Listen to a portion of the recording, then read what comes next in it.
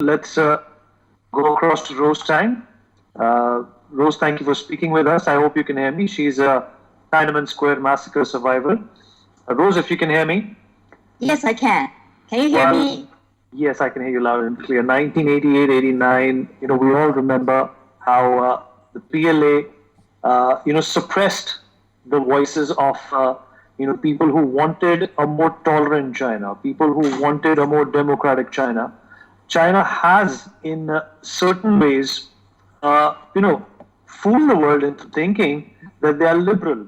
But the only thing that's liberal about China is in the way they annex colonies, they expand their land, and in fact conduct their atrocities throughout different parts of the world. What are your memories from that massacre in 1989, and how far has China come in terms of its nature, its disposition, when it comes to being a more human right oriented?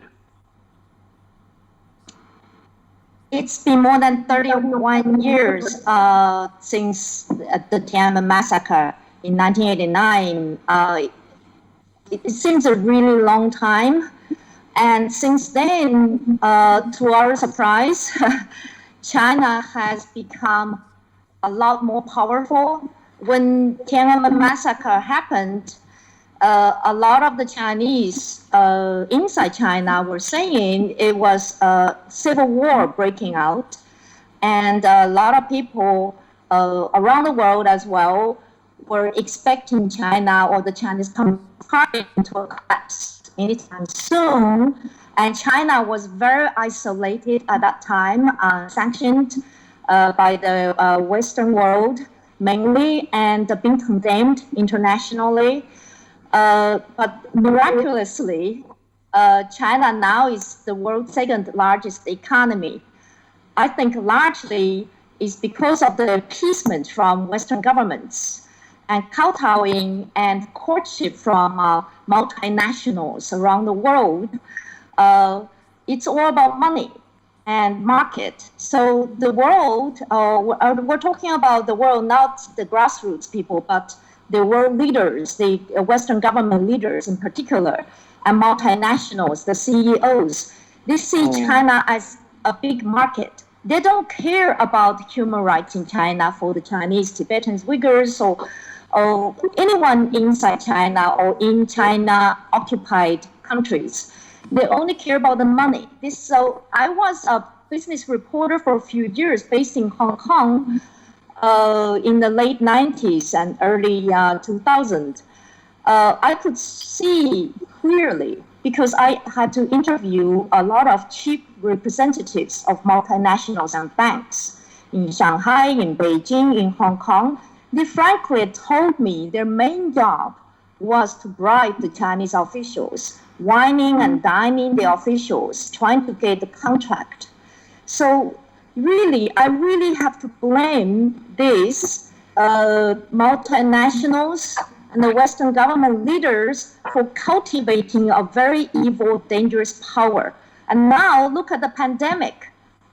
I see it as Tiananmen Massacre to the world, because for years I've been trying to raise awareness of Tiananmen Massacre, telling people, especially those people who don't know much about China, don't know much about Asia. I've been trying to warn them Tiananmen Massacre could happen to anyone at any time and anywhere. And now it's not far away. It's not some distant past. It's not in a remote place. Now it's happening to each and every one of us in the world in the name of the pandemic. And given the China's rising influence, and they became much more of a bully. But I would say it's more of a village thug. It's thugism, it's gangsterism.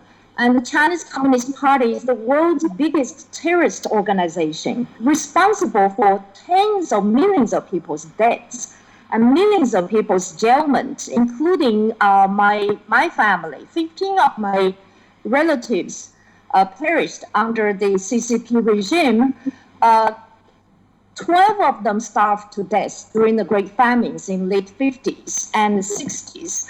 And one of my uncles was a People's Liberation Army soldier, and he had to fight the border war, the China-India border war in 1962. I remember he described to me that most of the soldiers, if not all, were malnourished. They didn't even have enough to eat, and they had all sorts of sickness as well. And look at the soldiers of the PLA army now, the soldiers who fought on behalf of China and fought against the Indian soldiers. It's very odd because I've been looking everywhere on Chinese language, Chinese media, social media, the coverage of the border clashes. Surprisingly, very little. And none of the killed soldiers had a hero's funeral. And on social media, I saw very little as well, very little talking about it. And the netizens were questioning, like, hang on a minute, these people, they defended our country. How come they are not considered martyrs? And there have been some news about on social media, unverified though, about the bereaved, the family members of the killed soldiers were told not to have any public funerals. They have to do everything in secret. So what's going on there? And the weapons they use is very rudimentary and very ancient. And not even, it's just it's not what a superpower would do. It's supposed to do, absolutely. I'm not encouraging them to send more troops and tanks on absolutely. They're supposed to be more. I'm against that. For more such videos, subscribe to the NewsX YouTube channel, hit the bell icon.